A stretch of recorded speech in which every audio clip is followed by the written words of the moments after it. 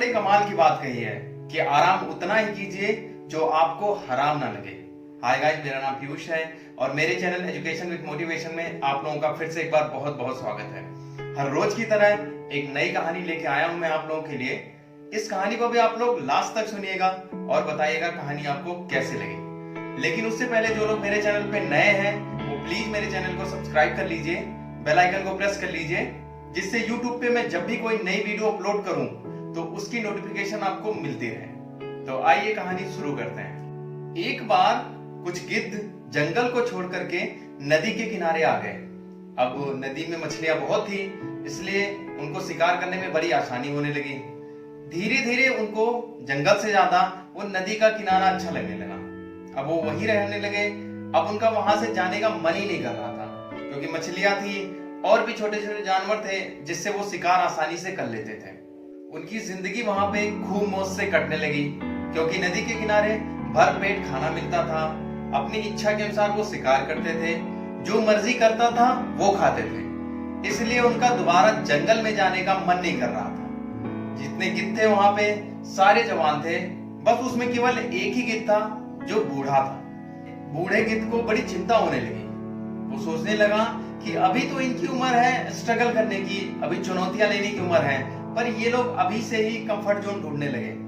हो सकता है आगे चल के ये अपना उड़ना भी भूल जाएं, तो इनके लिए बड़ी मुसीबत हो जाएगी। अगले दिन जो बूढ़ा गिद्ध था वो सभी जवान गिद्धों को बुलाता है और उनसे कहता है कि देखो, अभी तुम लोगों की जो उम्र है वो जंगल में रहने की है, शिकार करने की है, अभी स्ट्रगल करने की है, चुनौतियां लेने की है, लेकिन तुम लोग अभी से ही अपना जीवन कंफर्ट जोन में जीने लगे हो सकता है धीरे धीरे तुम लोग उड़ना भी भूल जाओगे।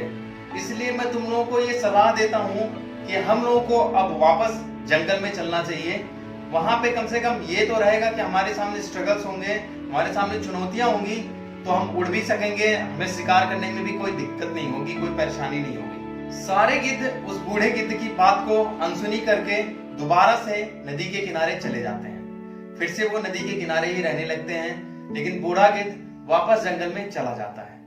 कुछ टाइम के बाद वो बूढ़ा गिद्ध वापस आता है उस नदी के किनारे जहां पे सारे गिद्ध पहले से रह रहे थे। जब वो देखता है तो उसकी आंखें फटी की फटी रह जाती हैं।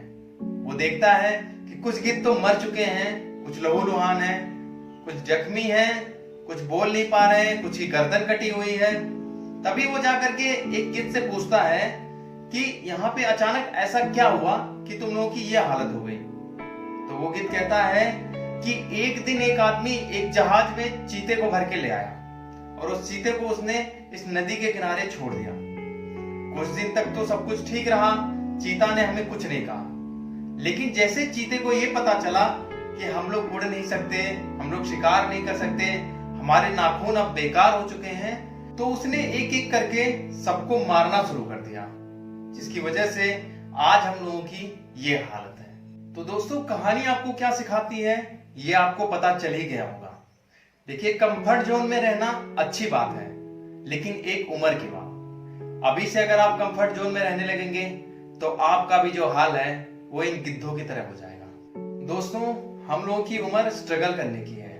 हम अभी जितना स्ट्रगल करेंगे हमारा फ्यूचर उतना ही ब्राइट होगा, क्योंकि हमारा जो फ्यूचर है हम उसको कंफर्ट जोन में जीना चाहते हैं। लेकिन अगर आज हम कंफर्ट जोन में जी लेंगे तो अपने फ्यूचर में हमें स्ट्रगल करना पड़ेगा, जो कि ना आपको पसंद होगा ना मुझे पसंद होगा। तो दोस्तों, स्ट्रगल कीजिए और अपनी शख्सियत को निखारिए, क्योंकि संघर्ष का नाम ही जीवन है। तो फिर अगर आप में भी है ये बात तो सुनते रहिए हर रोज एक नई कहानी पीयूष के साथ। मिलते हैं एक नई कहानी में, तब तक अपना ख्याल रखिए।